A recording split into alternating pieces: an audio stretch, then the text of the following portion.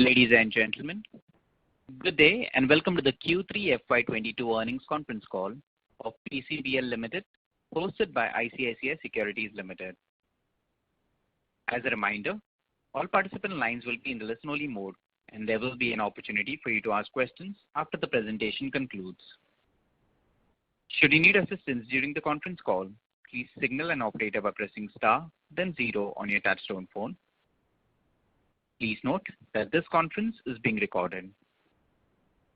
I now hand the conference over to Mr. Sanjay Jain from ICICI Securities Limited. Thank you, and over to you, sir. Thanks, Stewart. Good afternoon, everyone. Thank you for joining on a PCBL Limited Q3 9-month FY22 results conference call. Mr. Kaushik Roy, Managing Director, has fallen ill and is unable to join this call. We have Mr. Raj Gupta, CFO, Mr. B.L. Chandak, Executive Director, Mr. Pankaj Kedia, Vice President, Investor Relations, representing the PCBL on this call. I would like to invite Mr. B.L. Chandak to initiate the proceeding with his opening remarks, post which we will have a Q&A session. Over to you, sir. Thanks, Sanjay. Good afternoon, ladies and gentlemen, and a very warm welcome. I will quickly take you through the update of last quarter, and then we open for question answers. PCBL reported strong operating performance during the last quarter. PCBL achieved highest ever sales volume of 1,16,594 metric tons during the quarter. This was backed up by domestic sales of 76,621 metric tons and highest ever international sales volume of 39,973 metric tons. If we look at the segment-wise details, tire accounted for 71,381 metric tons, performance chemical 35,378 tons, and specialty black 9,835 metric tons. 9,835 metric tons is highest ever sales volume in specialty black. Export sales jumped by 18% on Q-on-Q and reflected very strong international demand. With growing demand for specialty black and increasing global reach leading to new customer addition, PCBL reported highest ever specialty black volume in last quarter. PCBL achieved highest ever power generation at 150 million units during the quarter. EBITDA margin reduced slightly to 15%, primarily on account of higher sales in export market, where container freight cost was quite high, resulting in lower margins. The year-to-date 9-month FY22 sales stood at 3,228 crores, against 1,793 crores in previous year, which is up by 80%. Profit after tax in 9 months was 337 crore against 185 crore in last financial year. Company remains optimistic about the global demand supply situation, and in view of best ever operating performance, Board of Directors declared an interim dividend of 500%. In the domestic market, we witnessed demand softness due to supply chain issues and semiconductor shortages impacting OEM production. However, this has created a pent-up demand, and we expect tire demand to show healthy growth going forward on the back of recovery in OEM sales across all segments and also in replacement demand. Demand for carbon black in the international market remains strong, where PCBL has been able to increase the volume in the market. However, higher logistic costs remain a challenge, which hopefully will improve during current quarter. With gradual improvement in supply chain conditions, semiconductor availability and vaccination drive, we are likely to witness good demand traction in domestic market.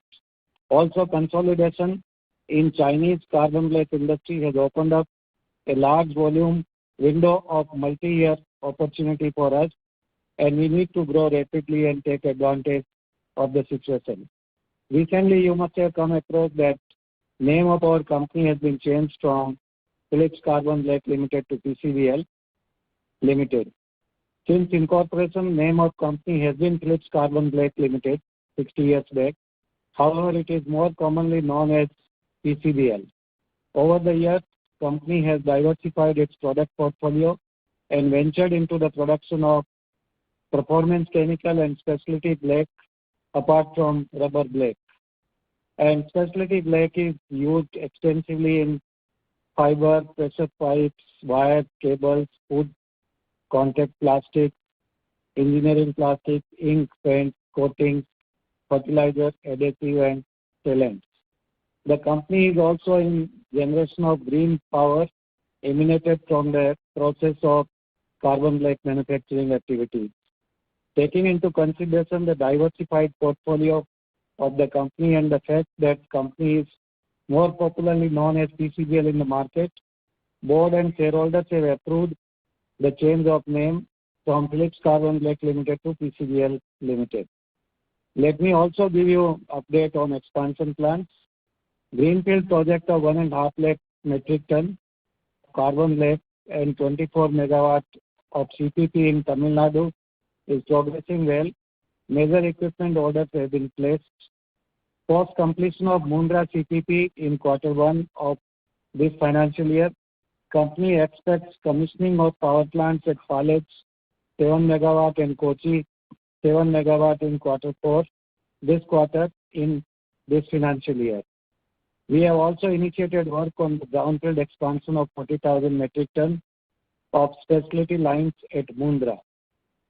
Company has taken a lot of ESG initiatives and we have made sustainability as part of our key strategic pillars. And there are policies and governance structures in place. We are focused on improving our framework and a lot of work is going on. Our manufacturing plants have adopted zero liquid discharge process, leading to cleaner environment. We use the tail gases to generate electricity, and we remain committed to adopt best practices. We already have published second edition of our sustainability report, which you can go and see in the website. On Sustainalytics ESG risk rating, PCBL is ranked among top 13% in global chemical industry for FY21. This is the summation of some important developments of last quarter, and we will be happy to take your questions from here. Raj Gupta and Pankaj also are joining me. Good afternoon. Thank you very much. We will now begin the question and answer session. Anyone who wishes to ask a question may press star and 1 on their touchtone telephone. If you wish to remove yourself from the question queue, you may press star and 2. Participants are requested to use handsets while asking a question. Ladies and gentlemen, we will wait for a moment while the question queue assembles. The first question is from the line of Vikram Ramalingan from Maybank. Please go ahead. Yeah, thank you. My question is regarding these export sales. Since now they are becoming very crucial to the sales volume, I want to understand which geography and which country we are targeting. What are some specific initiatives we have taken, and will the new plant coming up in Tamil Nadu, is it by any chance to exclusively serve certain export markets? Well, Vikram, good afternoon. This is Raj. Hi, Raj. We have very strong presence in international markets. Currently, we are selling in more than 45 countries. Out of this, roughly about 80% is in Asia Pacific, and about 12% would be in Western European countries, and the balance is spread across different geographies, including North America, Latin America, Middle East, and Africa. Now, about 6 years back, when we were re-looking at our business, we also decided to de-risk our business from volume dependence on any single geography and therefore we decided to invest in our supply chain network overseas. And in the process, we have established our own offices in number of countries, currently in 6 countries. And we have also tied up with our distribution partners in number of other countries. And the whole idea was that when we see one market not performing well, we can swiftly move from one market to another. And therefore, I mean, in last 2 years, you would say that whenever in domestic market we have seen demand softening, we have been able to swiftly ensure higher capacity utilization. Coming to Chennai plant, a portion of capacity will be sold in international market, but that is not exclusively for international market. We believe that initially about 30% would go to international market, and then of course, I mean, we will see how the capacities are getting consumed in India, and then accordingly we will allocate from various plants. I mean, for us, it is not material whether we are selling more, exporting more from Tamil Nadu or from Mundra or from Taluk. We look at the overall company level and based on the demand supply traction both in domestic market as well as in international market. Thank you. My second question is this. Your freight cost, you said, has been very high this quarter, sorry. Is it mainly because of higher crude prices due to which the freight prices have gone up? And in this case, it usually becomes a double whammy for you, right? Because crude oil, CBFS is also a derivative of crude oil. So whenever there's a rise in crude oil price, your raw material as well as freight cost increases together, right? I mean, if I've understood it correctly. Well, a part of freight cost certainly has gone up because of cost going up for the freighters, I mean the shipping agencies. But more than that, the availability of container ships is currently a major challenge. There has been a massive supply chain disruption in this segment, and the shipping rates have moved up significantly. Just to give you an indication, currently when we are selling in Latin America or North America, we are having to pay almost $10,000 for a container, which is 22 tons. I mean, which converts into $450 to $500 freight. In Southeast Asia, earlier our per ton freight used to be around $12-13. This year, and of course in last quarter, we had been paying about close to $100. So the freight rates have gone up significantly. When we sell in international market, we have to compete with the local manufacturers, right? And therefore we have to sell on a landed price basis. Sorry. Correct. So if there is an increase in logistics cost, that actually impacts our margin, that eats into our margin. And therefore the margin gets impacted this quarter, of course. I mean, that has been one of the reasons. But other reason I must admit is also the demand supply situation has also changed in last quarter. I'm talking only about the domestic market. OEM performance has been extremely weak. If you look at the current year's numbers, why last quarter, but whole of this current year auto performance, you will see almost close to double-digit dip in passenger vehicle production, around 15-16% drop in two-wheelers production, and about 35% drop in three-wheeler production. Only the MHCV sector is the one which has performed well this year, but then that's a very small portion, I mean, of the auto industry in terms of numbers. Now, this actually impacts tire demand in the industry, right, and therefore carbon black demand also. So, while with our long-term customers, which are mainly tire companies and where we sell about 70% of our portfolio, we have formula price arrangement and we get a pass-through when crude moves up or down. But in the balance 30%, that is extremely sensitive to the demand supply situation. And also with increase in our raw material prices, getting a pass-through for this increased cost is becoming a challenge in this kind of soft market. And that's a segment where actually our margins have gone down, but in the tire sector, the margins stand in place. Yeah, fair enough. Thank you. That's it from my side for now. Thank you.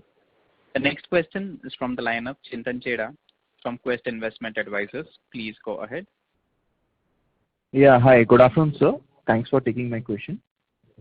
So my first question is related to so was there any inventory gain during the similar quarter last year? There is no inventory gain as such in the last quarter. We had an inventory gain in the same period last year, right? And that was because of extreme level of crude volatility. So crude went down to 18, and then again it jumped back to that $55-60. But that's actually a once in a very long while phenomena. It can happen. So every quarter there is neither an inventory write down nor inventory gain. So approximately how much was that? The same quarter last year, it was around 30-35 crores. Okay, fine.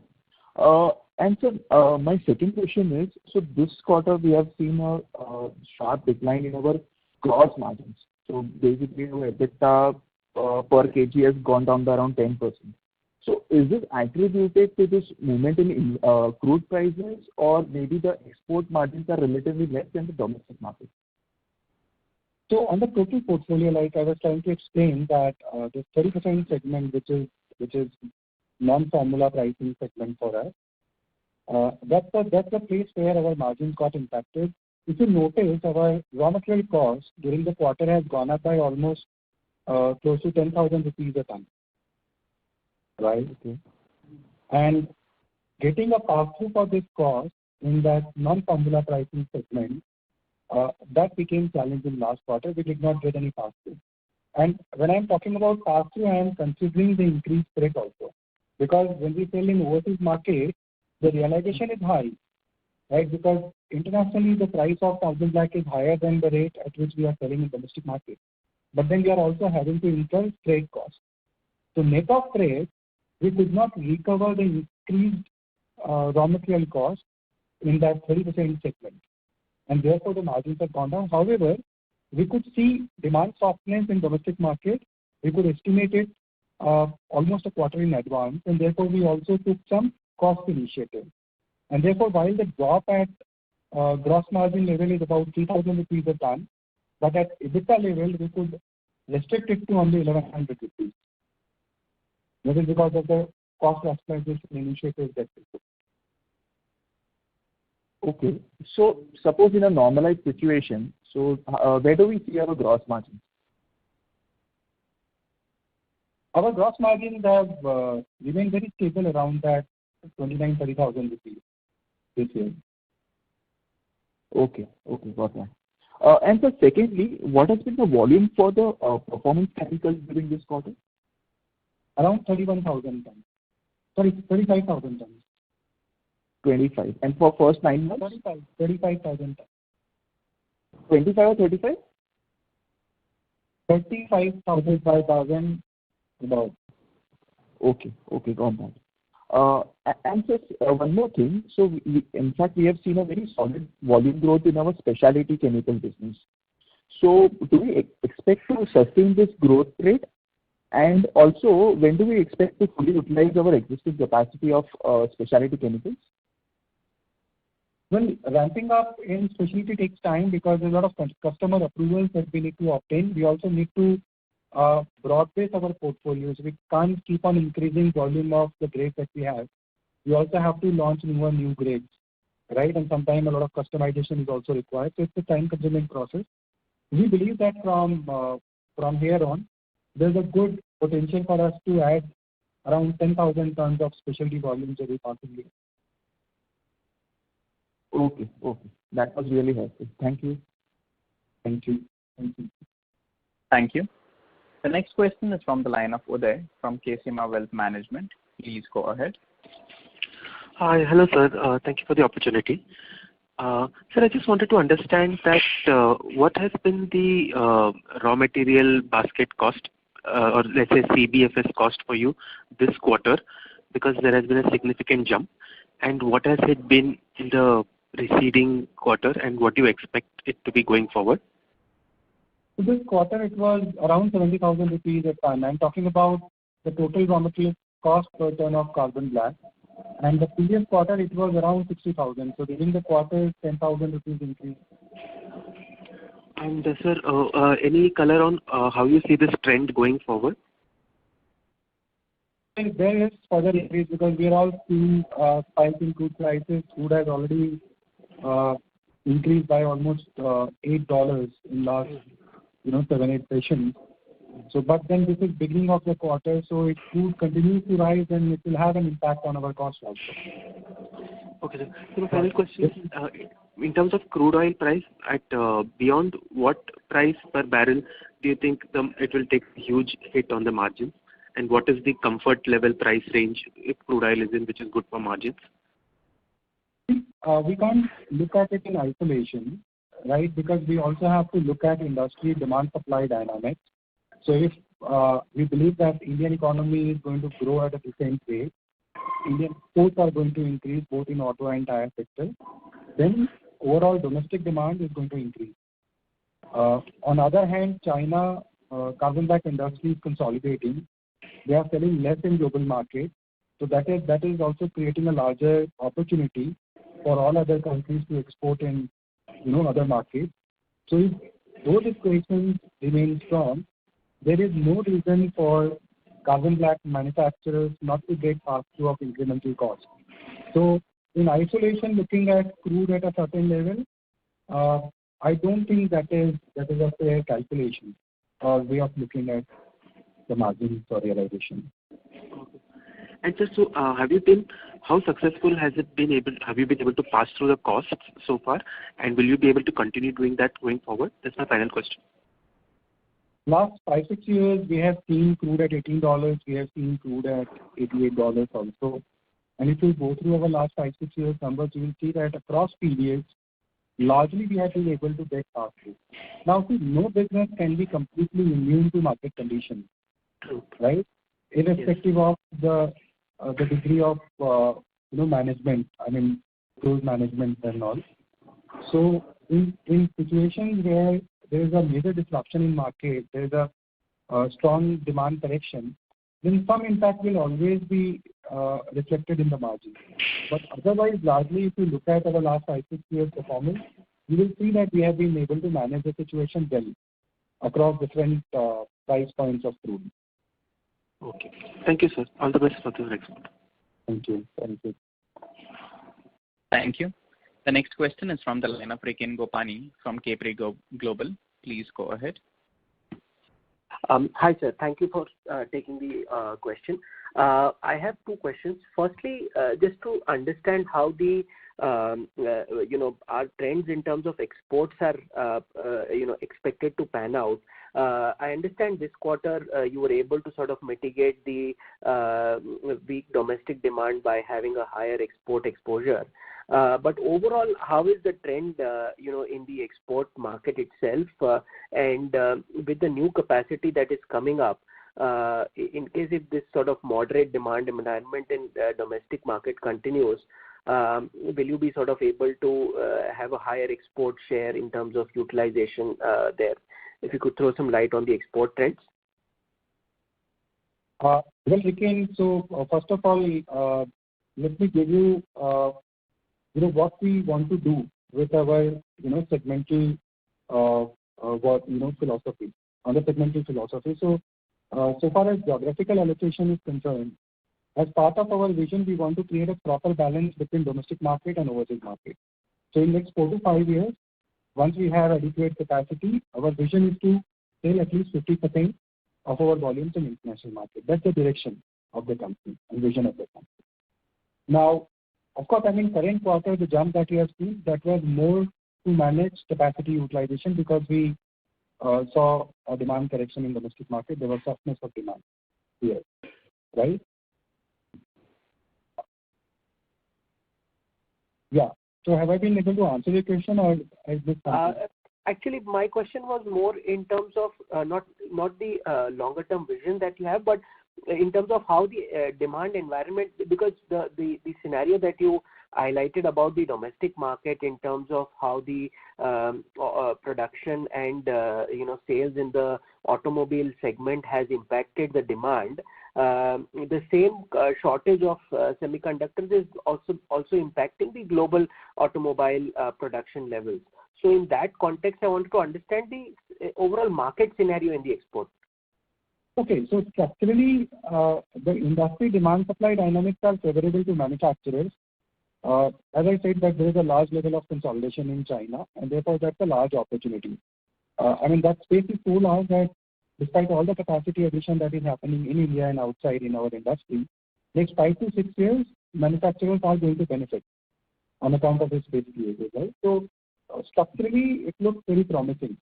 Now, interim issues are there. We know that there is a massive level of supply chain disruption which has happened. We know that semiconductor availability is an issue. But fortunately, gradually, all these issues are now getting resolved, right? So maybe a quarter more. But otherwise, we all believe that global economic condition is improving. It is going to be more conducive than what it was a year back. Domestic macros look very promising, right? And there are a lot of incentives being given to different industries by the government, central government. So I think overall demand should grow. If not at double digit, then very high single digit across vehicle segments. So overall things are looking very attractive, very interesting. Understood, sir. Okay. And second question was with regards to the overall, situation in terms of pricing environment. So I just wanted to sort of hear your thoughts in terms of both the domestic as well as export market. What are the trends that you're seeing in terms of your ability to sort of price it with, broadly what we are trying to do is we are trying to have a steady state gross margin per ton, and then the improvement or deterioration is going to be driven more by the proportion of specialty black as a vision, right? So in that context, is it moving in that same direction? Are we seeing any particular change in trends towards the ability to have a steady state gross margin per kg in the core carbon black business?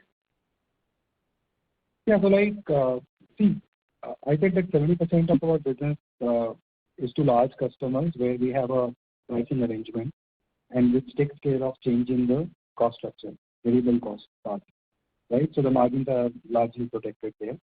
In the spot market, of course, market is sensitive to demand supply situation.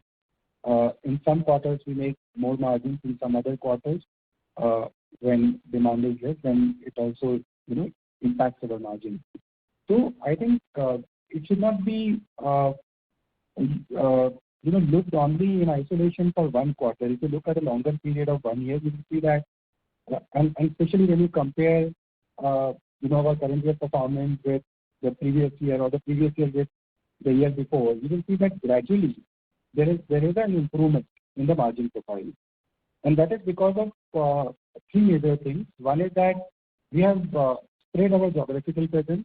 So we are ensuring our capacity utilization across different situations. Second, we have taken a lot of cost initiatives and efficiency improvement initiatives, and therefore that is saving our manufacturing costs, and therefore the margins are improving. And third, the product profile also is changing. We are gradually moving up the value chain, not only in specialty but also in our other portfolio also, and performance chemical portfolio also. We are doing a lot of customization. We are launching newer grades where the margins are high, where there is a entry barrier. These are not off-the-shelf products, right? And it also adds to the reputation of the company in being able to, provide newer solutions, superior solutions to our customers. So I think that's the direction we have taken. Understood. But it's a journey. Yeah, understood, sir. That was very helpful. Thank you so much for answering the questions. I'm done. Thank you. Thank you. The next question is from the line of Dipesh Sancheti from Manya Finance. Please go ahead.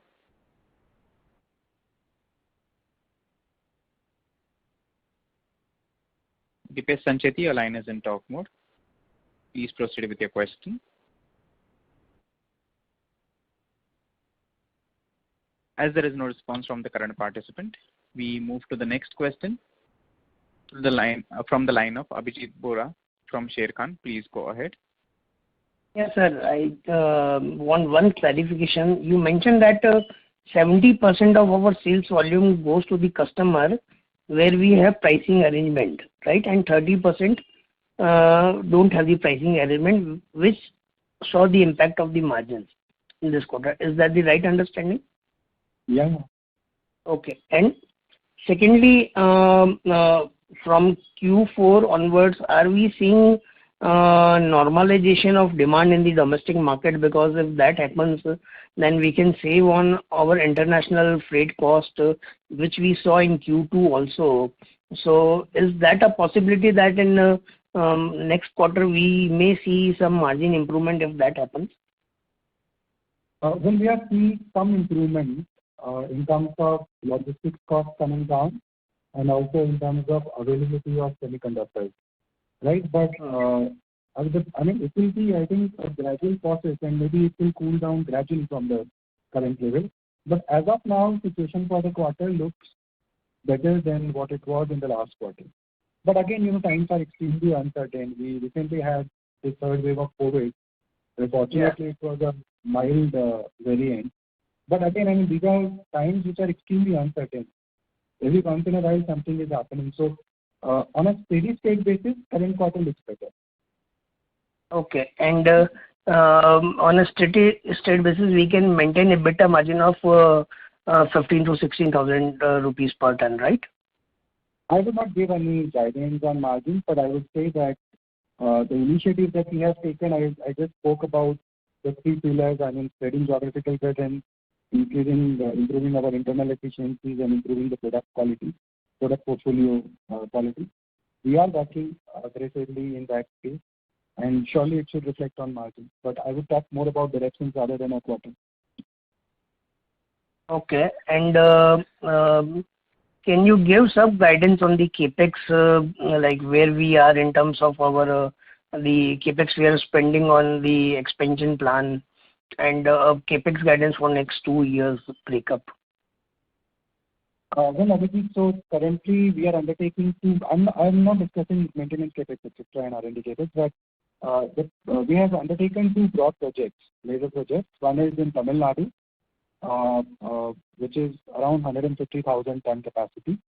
It will also have a 24 megawatt power plant, and we expect commissioning of this project to be over by December 2022, which is just about 11-12 months from now. Another project that we are doing is in one of our existing plants, which is Mundra. We are planning 2 additional specialty lines there, each with a size of 20,000 tons. The lines are being designed now. Possibly it will come up in 2 phases. So first phase we expect to be over by March 23, and second phase we will communicate to you when we have some advancement with respect to designing of that line. But specialty, we already have adequate capacity to cater to our next 3 years sales volume. So as such, commissioning of these 2 new lines is not going to impact our volume for next 3 years. In any case, we have adequate capacity. So these are the 2 broad projects, and regarding the capital outlay, between this year and next year on these 2 projects, we expect to spend about 1,100 crores. Then of course we have maintenance capex and R&D capex and some brownfield capex, residual brownfield capex on PCB. So you mean 1,100 crore for 1.5 lakh ton capacity at Tamil Nadu and 40,000 ton capacity for specialty carbon black, right? Both including 1,100 crore you will be spending over next 2 years. That's right. Okay, and for this 1.5, the capex is 400 crore, right? No, this is 800 crore. Oh, sorry, 800 crore, right? Yeah. Okay. And finally, if you can, we can this year we maybe easily do volume growth of around 16% kind of that range. So would we able to maintain such kind of growth rate over next say 2 to 3 years kind of time? We believe the industry dynamics are supporting higher utilization of capacity. Of course, now we are constrained by capacity. Till the time Tamil Nadu comes, we would have very limited capacity to grow.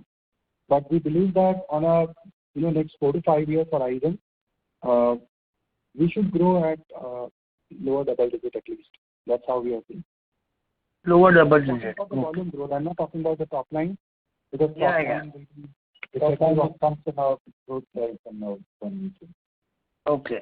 And if I can ask one more question, I just missed on the part that the specialty carbon black volume we can do additional 10,000 of volume on a quarterly basis. No. I was talking about increase in our specialty volumes on an annual basis. Okay. Starting year, we said that we are confident we can add roughly 10,000 tons. On annual basis. So if it is 35,000 utilization this year, then next year we expect 45,000 metric tons. Okay. Thanks a lot, sir, for answering my questions. Thank you. And best of luck. Thank you. Thank you. The next question is from the line of Bharat Sheth from Quest Investment Advisors. Please go ahead. Hi, Raj and Chandakji. Good afternoon. Yeah, how are you, Bharat? Good afternoon. Fine. Raj, just want to get sense that now we will be commissioning around 19 megawatt power plant. So without any increasing, which is based on the waste heat recovery. So whatever heat which were generated so far was going waste and now will be converting, and this power will be available for third party sale, correct?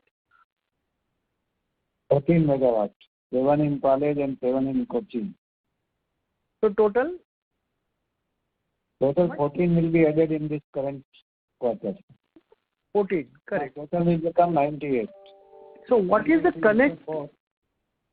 So I just want to get some kind of connect. So far this opportunity was not available, or it is now available with improvement in our yield on power. So let us say, like we have taken initiative to improve our manufacturing process in carbon black. Similarly, we have also taken initiatives to improve power generation from the available energy in reactors, right? And because of that, we feel confident that we can generate more power. And because of this possibility, we are increasing the size of CPP so that we can generate more power and sell more power. So it's a low-hanging opportunity for the company. Yeah, I understand. Now this 14 megawatt is for third party sale, and what kind of PBT level it can contribute? See, again, it will depend on lot of things. What is the kind of tariffs which are prevailing in the market? What is the product expecting that current level, Raj? If you expect that. Bharatji, like if you look at power performance this quarter, you will see that we have generated the highest ever power in our history. And that was because we added Mundra in June. So Mundra new CPP is becoming streamlined, and because of that, there is a significant improvement in power generation. Like in 2020, I'm not considering 2021, but 2020, which was a full year operation for us, we generated just about 200, we sold just about 280 million units of power. And this year in 3 quarters already we have sold 231. Right? So on a full year basis, if I were to annualize, then we will be doing about close to 320 million units, which is almost 17-18% higher power sale. Right? So this will keep on increasing. Typically, to answer your question, absolute number, but it will depend on a lot of things. 1 megawatt power sale at current tariff fetches is roughly around 2 crore 40 lakh rupees. Okay. 1 megawatt. Okay. Thank you. That's all, and all the best. Thank you, Balaji. Thank you. The next question is from the line of Sanjay Jain from ICICI Securities. Please go ahead. Yeah, thanks for the opportunity. Couple of questions. First, on the specialty side, last 2-3 quarters has been quite a stronger quarter versus how have we delivered the growth in the previous few quarters. Now, what is driving the growth in the specialty? What is the application? What is the geography which is driving a strong growth in specialty? That's number one. Number two, we are adding 2 more lines on the specialty side. What is the product category or the segment within the specialty are we targeting in these new two lines? That's my first question. Okay, Sanjay. So the first part of your question was about why this high volume growth. Well, so I was talking about our investment into our distribution and supply chain capability, right? And that is done for both rubber as well as for specialty. So we have a now wider spread across geographies and a better customer connect. So today we are selling to who's who in the specialty customer segment globally. All the big names we are there in some grade or another. Now, so one part is that we have broad-based our customer connect, our customer base, that's one. Second is we are also increasing our product portfolio in this segment. Last 5-6 years, every year we have been launching about 7 to 8 newer grades. And for that, we have also invested heavily into R&D capability.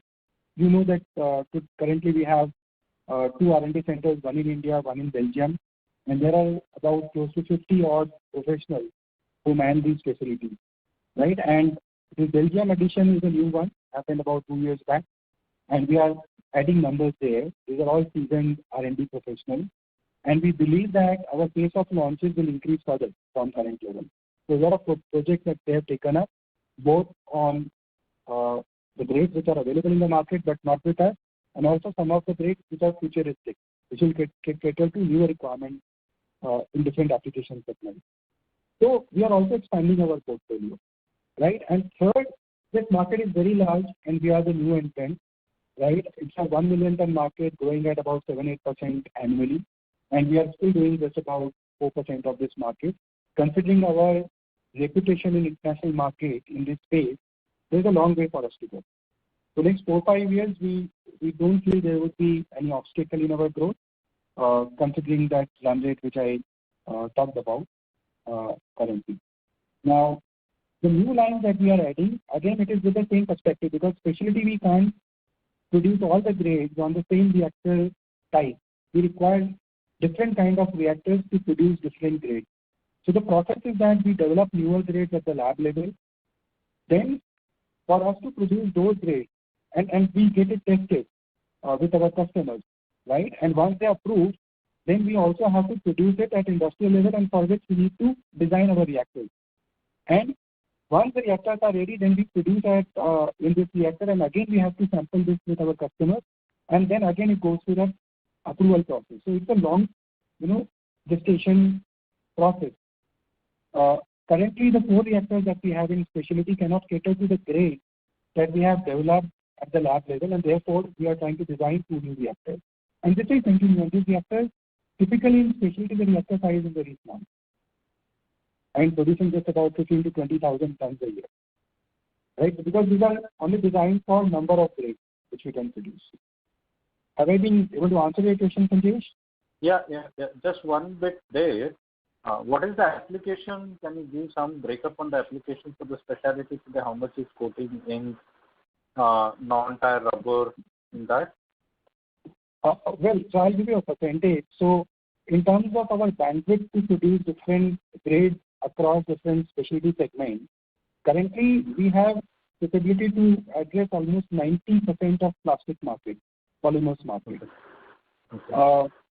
Last 4-5 years, we have been researching more on colorant grades, which goes into fibers, ink, paint, dyes, coatings, right? And we started with almost 0, and currently we are addressing about close to 40-45% of the requirement in this segment. And the R&D team currently is focusing more on the superconductive grade, which will be catering to the new age batteries, which can store more power. So the immediate next 2 lines will be addressing more of the ink, paint, dyes, colorants, coating segment. Okay. The 2 new will be focused on ink, dyes, and coloring. Yeah. Got it. Another a slightly bookkeeping question. We spoke about a very sharp jump in the freight cost and a much higher export volume. But if I look at the other expenses, it has actually come off significantly on a quarter-on-quarter basis. Do we recognize the price cost above gross profit? Would you please repeat your question, please? Just on the freight cost, we said that we have done a lot more export, and this time around the freight cost was higher. But if I look at your other expenses, okay, other expenses in fact has come down sharply. So where does this higher freight cost in our P&L line item is reflecting? No. So what happens, especially in case of export, we sell on a landed basis. Okay. Right? We sell on a landed basis, but our contracts are FOB. Mm-hmm. Right? So suppose if the landed price is $1,600, say, for example, and the freight cost is $400, because the freight is being paid by our customers, they will give us only $1,200.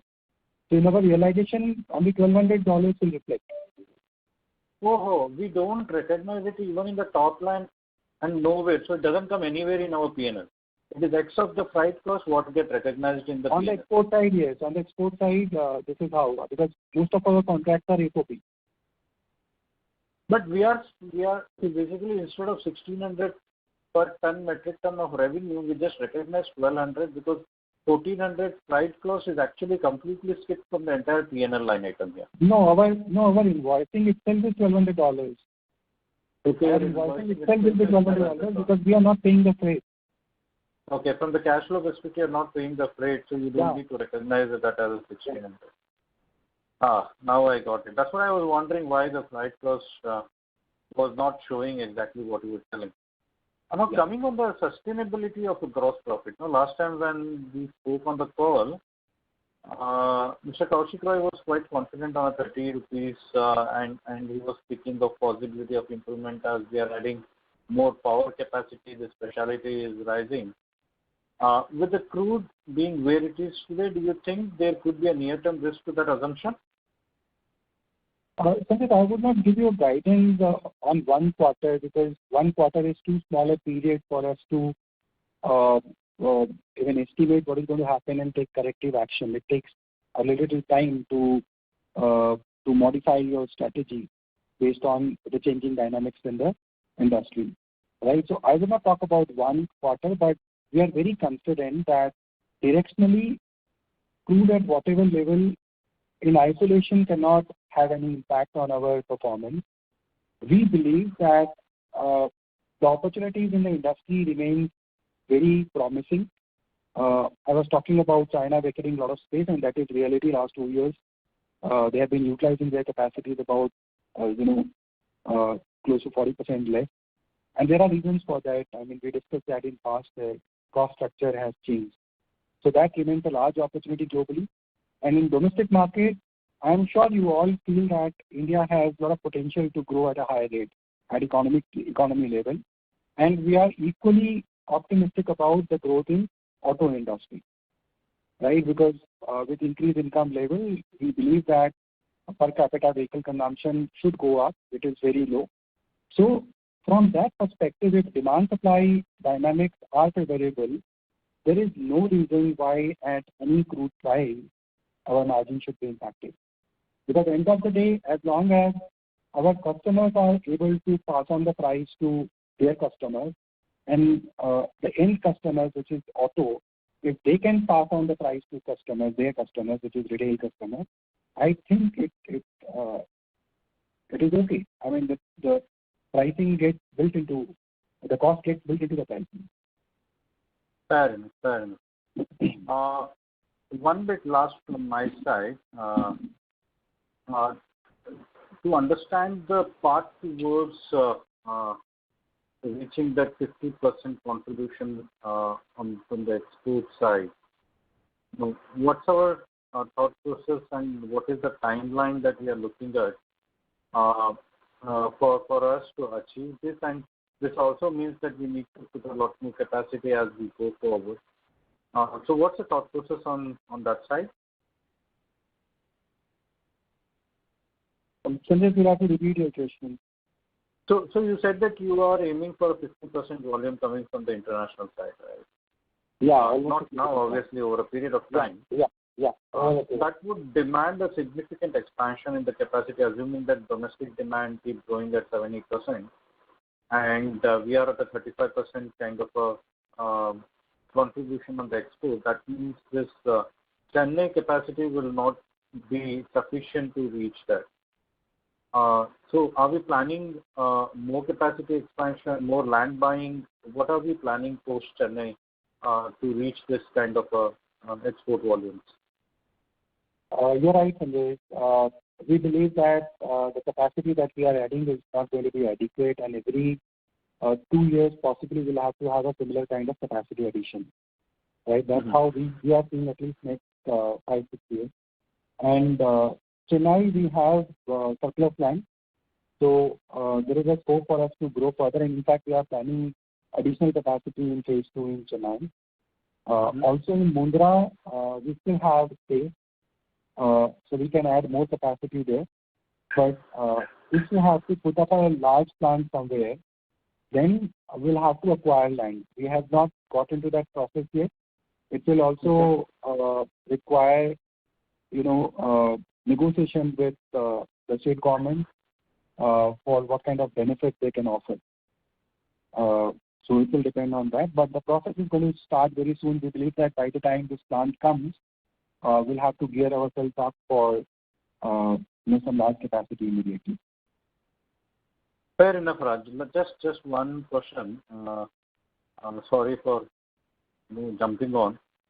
The coal prices looks like again started moving up. I know crude is also moving up. Do you think this rising coal prices again give you an opportunity to grab market share? How do you see this volatility in the coal price in the view that this time crude is also increasing? So you feel that that advantage what you enjoyed say for last 2-3 quarters will go off or will have new incremental benefit from this time around rising the coal prices? Well, yes, immediate fallout of this is yes, carbon black oil is again going to become more expensive.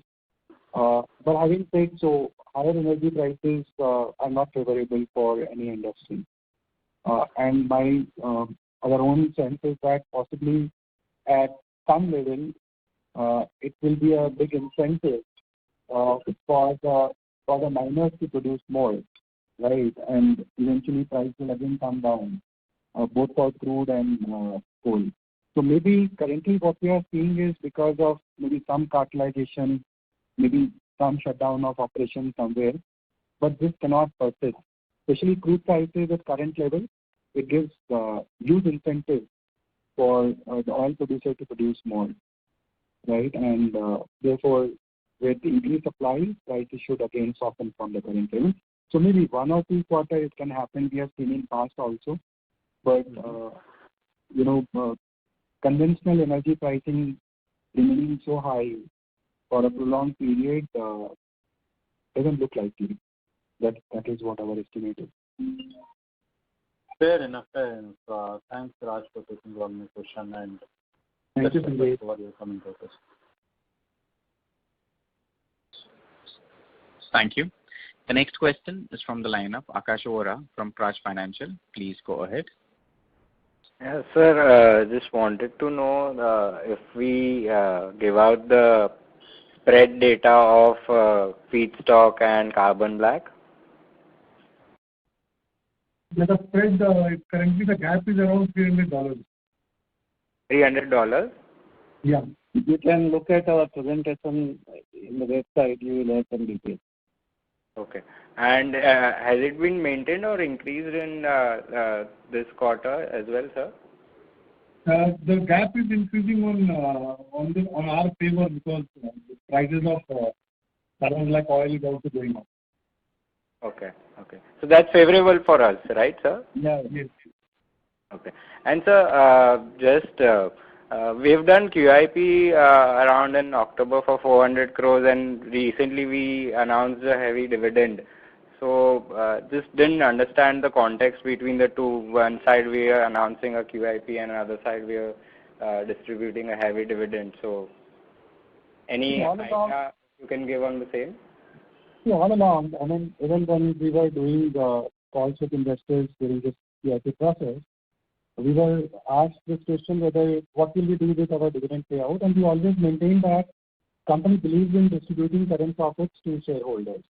And it is not very heavy. If you look at our last year's payout, we did about 39% of our earnings in payout. And this year also, I mean, based on our estimate for current year's profit, it is just around the same numbers. So we have not increased the payout ratio. In absolute term, it might look higher, but our earnings have increased in this period. Okay, got it. That helps. Financial year, you see, we had 312 crores bottom line, and in first 9 months we have got 337 crores. So that also speaks. True. Got it. That helps, sir. Thanks. Thank you. Thank you. The next question is from the line of Promil Jain from Electron Portfolio Managers. Please go ahead. Yeah. Hello, sir. Thanks for the opportunity. Sir, I just want to understand, our specialty black volumes have been pretty robust, and so here, what would be the split between, let's say, domestic and exports for this quarter? And also, if we usually say that, the spreads are higher in specialty black, so was it not supported in the gross margins this time? Well, Promil, we do about 70% of our volume in international market now, right? Because Indian market overall demand remains very small as compared to the overall global opportunity. So the incremental sales mostly would come from overseas markets. In terms of just a moment, please. Now,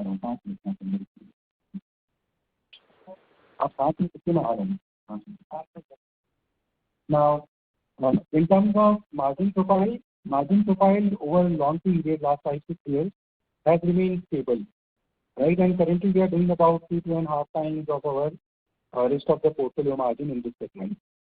So there is no issue with respect to margins in this segment. It's a very niche segment. The entry barrier is very high. There's a lot of customization. It's a very time-consuming process to get approvals from the customer. So the margins remain, and that's the incentive actually to invest in R&D and these things. Okay. And as the phase 1 of the specialty black also comes through, should we expect that, on a normalized basis, of course, not maybe the next quarter or something, but on a more normalized basis, the overall EBITDA per ton or per kg should marginally keep on expanding along with the cost efficiency plans that you have? Yeah, that's what has been happening. If you look at our last 5-6 years numbers, you will see that it has happened every year. Directionally, it will continue to happen. Okay. And lastly, any capacity creation on the carbon black side and the specialty black side globally? Yeah, some capacity. Anything major? See, there is some capacity which is getting added in different parts of Asia, primarily because China is consolidating and a lot of countries were largely dependent on Chinese imports. So Indonesia is adding some capacity, Malaysia is adding. There is some capacity which is getting added in Russia. India is adding capacity, so capacity will come up. Okay. Got it, sir. Thanks. Thank you. Thank you. The next question is from the line of Sachin Kasera from Swan Investment. Please go ahead. Mr.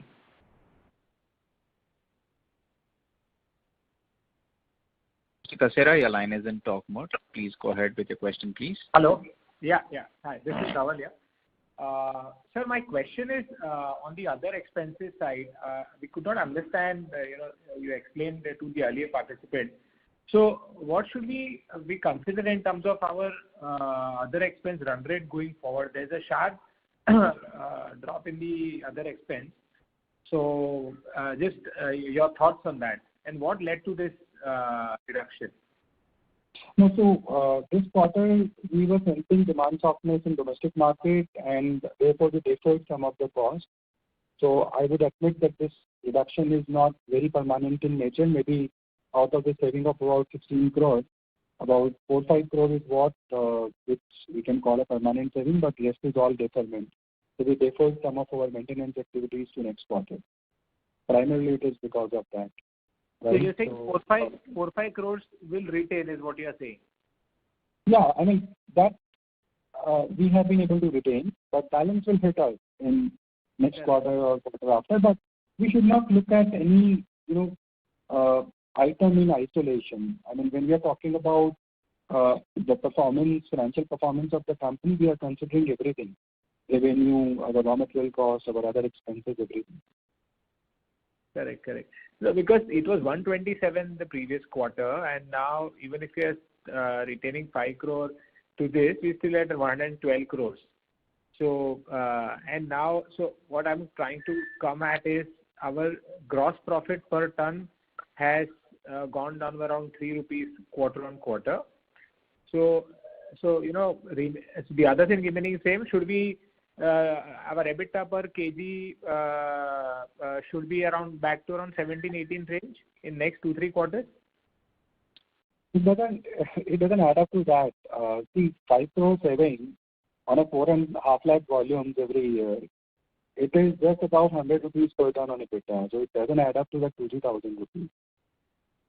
And that is not the way it should be looked at. I think we have given you broader guidance in terms of where we are heading, right? And God willing, we will be there.